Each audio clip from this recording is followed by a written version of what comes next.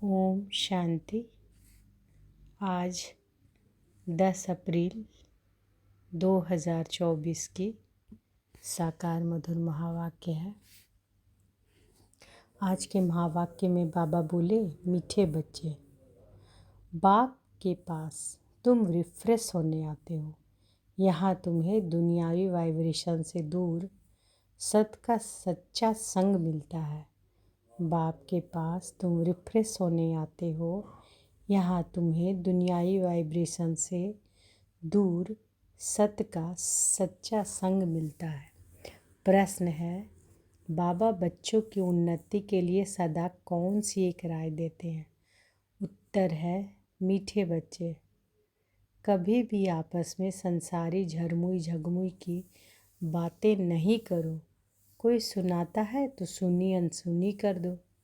अच्छे बच्चे अपनी सर्विस की ड्यूटी पूरी कर बाबा की याद में मस्त रहते हैं, परंतु कई बच्चे फालतू व्यर्थ बातें बहुत खुशी से सुनते सुनाते हैं।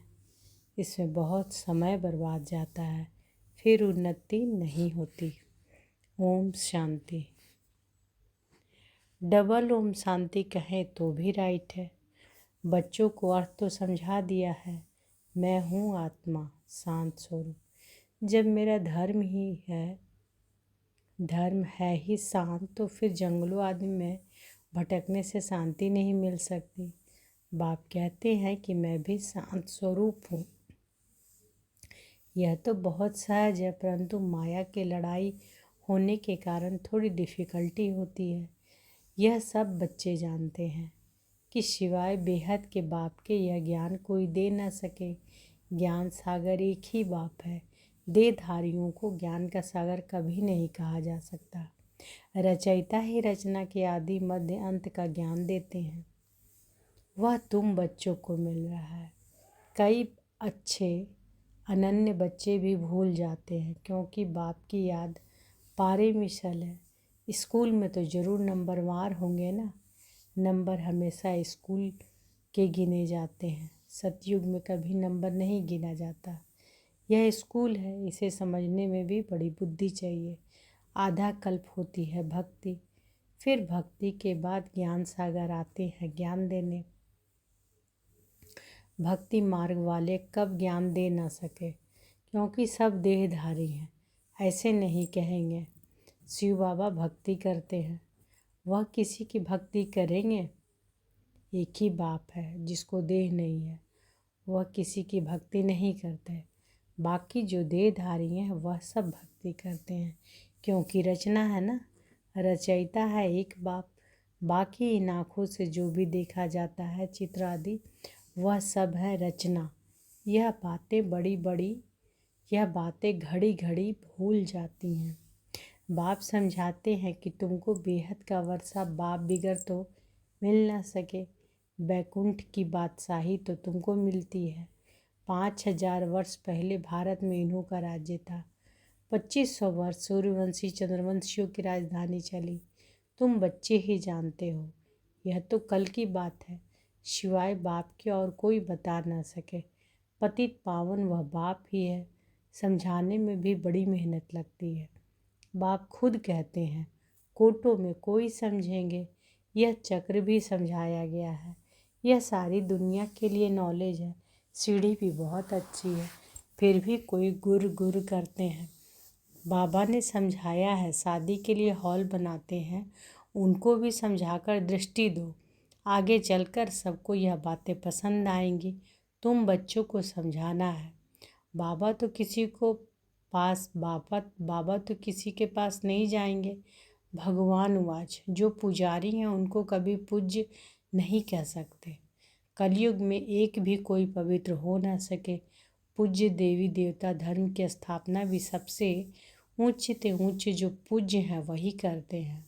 आधा कल्प है पूज्य, फिर आधा कल्प पुजारी होते हैं।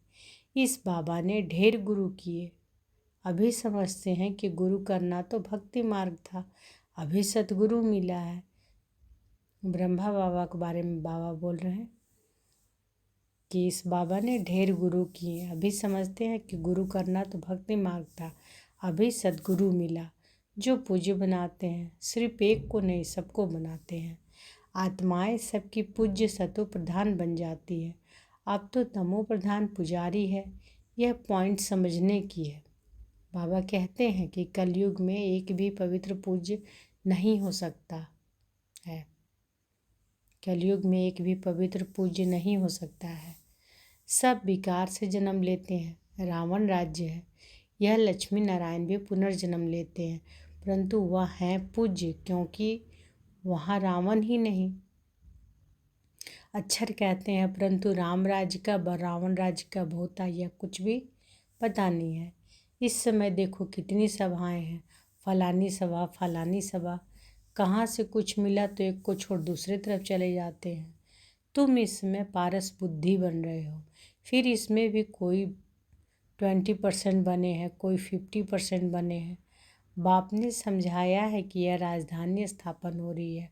अभी ऊपर से भी बची हुई आत्माएं आ रही हैं। सर्कस में कोई अच्छे अच्छे एक्टर्स भी होते हैं तो कोई हल्के भी होते हैं। यह है बेहद की बात। बच्चों को कितना अच्छी रीति समझाया जाता है।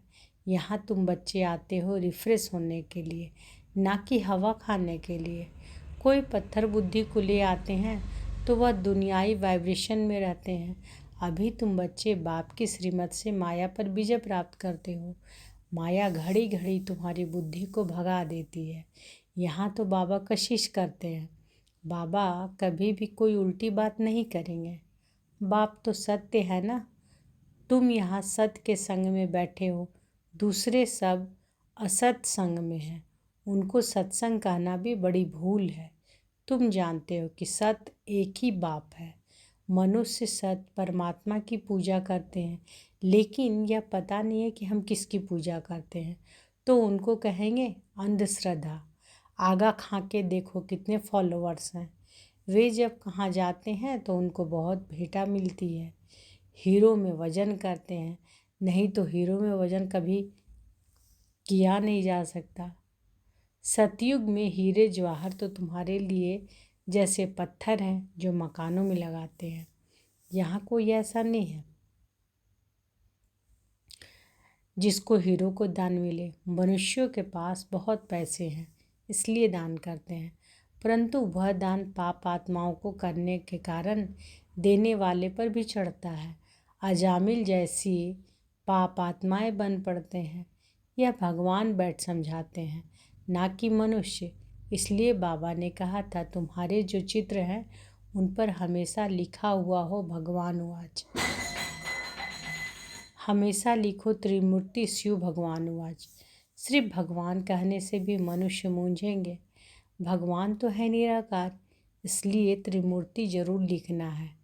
उसमें सिर्फ शिव बाबा नहीं है, ब्रह्मा विष्णु शंकर तीनों ही नाम है। ब्रह्मा देवताएं ने माँ, फिर उनको गुरु भी कहते हैं। शिव शंकर एक एक कह देते हैं। अब शंकर कैसे ज्ञान देंगे? अमर कथा भी है।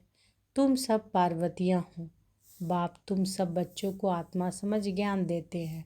भक्ति का फल भगवान ही देते हैं। एक शिव बाबा हैं, ईश्वर भगवान आदि भी नहीं। शिव बाबा अक्षर बहुत मीठा है। बाप खुद कहते हैं मीठे बच्चों तो बाबा हुआ ना। बाप समझाते हैं आत्माओं में ही संस्कार भरे जाते हैं। आत्मा निर्लेप नहीं है। निर्लेप होती तो पतित क्यों बनती? जरूर लेप छेप लगता है तब तो पतित बनती है। कहते भी हैं भ्रष्टाचारी, देवताएं हैं श्रेष्ठाचारी। उन्हों की महिमा गाते हैं कि आप सर्वगुण संपन्न हो, हम नीच पापी हैं, इसलिए अपने को देवता कह नहीं सकते हैं। अब बाप बैठ मनुष्यों को देवता बनाते हैं। गुरु नानक के भी ग्रंथ के महिमा है। सिख लोग कहते हैं सत श्री अकाल। जो अकाल मूर्त है वही सच्चा सदगुरु है। तो उस एक को ही मानना चाहिए। कहते एक है, करते फिर दूसरा है। अर्थ कुछ भी जानते नहीं। अब बाप जो सदगुरु है, अकाल है, वह खुद बैठ समझाते हैं। तुम्हारे में भी नंबरवार है। सम्मुख बैठे हैं तो भी कुछ नहीं समझते हैं। कई यहाँ से निकले और खलास। बाबा मना करते हैं कि बच्चे कभी भी संसारी झरमुई झगमुई की बातें नहीं सुनो। कई तो बहुत खुशी से ऐसी बातें सुनते और सुनाते हैं, बाप के महावाक्य भूल जाते हैं। वास्तव में जो अच्छे बच्चे हैं वो अपनी सर्विस की ड्यूटी बजाकर फिर अपनी मस्ती में रहते हैं। बाबा ने समझाया है, श्री कृष्ण और क्रिश्चियन का बड़ा अच्छा संबंध है। श्री कृष्ण की राजाई होती है ना, लक्ष्मी नारायण बाद में नाम पड़ता है। बैकुंठ कहने से झट श्री कृष्ण याद आएगा, लक्ष्मी नारायण भी याद नहीं आते हैं, क्योंकि छोटा बच्चा श्री कृष्ण है। छोटा बच्चा पवित्र होता है। तुमने यह भी साक्षात्कार किया है, बच्चे कैसे जन्म लेते हैं। नर्स खड़ी रहती है, झट उठाया संभाला। बचपन युवा वृद्ध अलग अलग पार्ट बजता है। जो हुआ सो ड्रामा, उनमें कुछ भी संकल्प नहीं चलते। यह तो ड्रामा बना हुआ है ना, हमारा भी पार्ट बज रहा है। ड्रामा के प्लान अनुसार माया की प्रवेशता होती है और बाप की भी प्रवेशता होती है। कोई बाप की मत पर चलते हैं, कोई रावण की मत पर। रावण क्या चीज़ है, कभी देखा है क्या? सिर्फ चित्र देखते हो। शिव बाबा का तो फिर यह रूप है।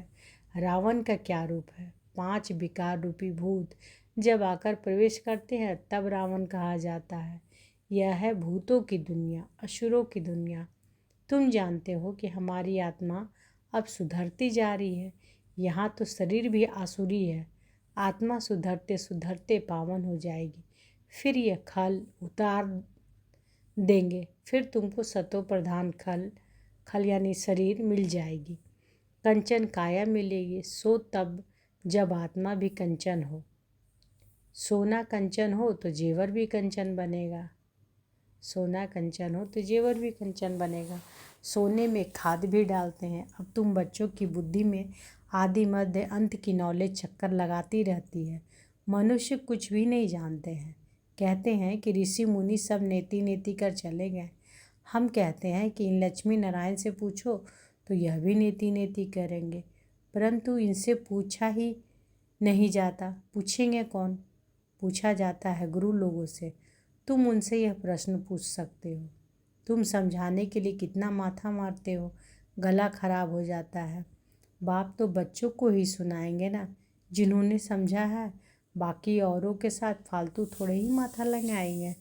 अच्छा, मीठे मीठे सिकिलधे बच्चों प्रति माता पिता बाप दादा का याद प्यार और गुड मॉर्निंग। रूहानी बाप की रूहानी बच्चों को नमस्ते। हम रूहानी बच्चों की रूहानी माता पिता बाप दादा को याद प्यार गुड मॉर्निंग और नमस्ते नमस्ते नमस्ते। शुक्रिया बाबा, शुक्रिया। धारणा के लिए मुख्य सार पहला है, सर्विस की ड्यूटी पूरी कर फिर अपनी मस्ती में रहना है।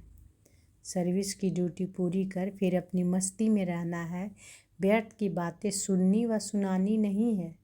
एक बाप के महावाक्य ही स्मृति में रखने हैं, उन्हें भूलना नहीं है। दूसरा, सदा खुशी में रहने के लिए रचता और रचना की नॉलेज बुद्धि में चक्कर लगाती रहे, अर्थात उसका ही सिमरन होता रहे। किसी भी बात में संकल्प न चले, उसके लिए ड्रामा को अच्छी रीति समझकर पाठ बजाना है। आज बाबा वरदान दिए हैं, मैं पन को बाबा में समा देने वाले निरंतर योगी सहज योगी भव। जिन बच्चों का बाप से हर श्वास में प्यार है, हर श्वास में बाबा बाबा है, उन्हें योग की मेहनत नहीं करनी पड़ती। याद का प्रूफ है, कभी मुख से मैं सब नहीं निकल सकता, बाबा बाबा ही निकलेगा। मैंपन बाबा में समा जाए। बाबा बैकबोन है, बाबा ने कराया, बाबा सदा साथ है। तुम ही साथ रहना, खाना चलना फिरना, यह इमर्ज रूप में स्मृति रहे, तब कहेंगे सहज योगी। स्लोगन, मैं करना माना माया रूपी बिल्ली का आवाहन करना। बाबा बाबा कहो तो माया भाग जाएगी। मैं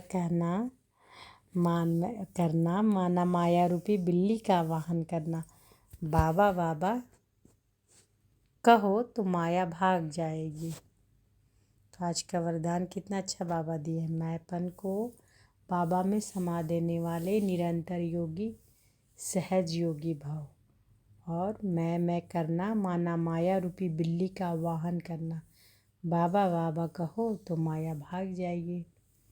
तो आज के महावाक्य में बाबा क्या बोले? बाबा बोले कि बाप के पास तुम रिफ्रेश होने आते हो, यहाँ तुम्हें दुनियावी वाइब्रेशन से दूर सत्य का सच्चा संग मिलता है। अच्छा, शुक्रिया बाबा, शुक्रिया। ओम शांति।